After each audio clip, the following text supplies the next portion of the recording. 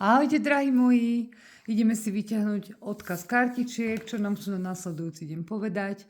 Všetkých vás tu opäť vítam na mojom kanáli. Ďakujem vám za lajky, za komentáre, za to, že odoberáte môj kanál, za to, že sledujete moje videá. Takisto vítam aj tých, ktorí prvýkrát zablúdili ku mne alebo na nich vyskočilo moje video.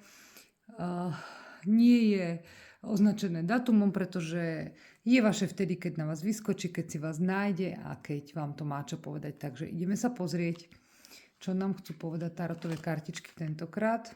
Máme 5 mincí a kráľa pohárov. 5 mincí nie je dvakrát šťastná karta. Môžeš sa v následujúcich dňoch cítiť trošku ako obeť, trošku ako niekto, komu ako keby sa nedarilo na viacerých frontoch. Bývajú aj také dni, hej, že ani v tej práci alebo s nejakým tým zárobkom proste nie si úplne spokojný. Máš pocit, že si na to sám.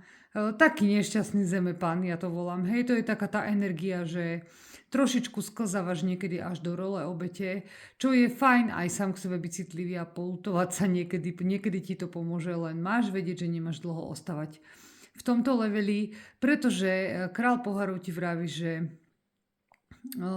toto je len určitá fáza, ktorou musíš prejsť a pohárový kráľ je niekto, kto má v sebe lásku, kto žiari, kto je predsa už človek, ktorý je zrelý a v živote už má za sebou mnohé veci.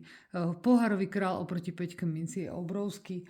To znamená, že tebe, keď sa niečo nepodarilo, nepodarí, nie je to tak veľká a závažná vec, aby ťa to malo otraviť na dlhšie obdobie. Tam si to chvíľočku so sebou uháč, aj maj možno smutný pocit, keď chceš byť smutný, keď chceš vyroniť slzu, tak si ju vyroň.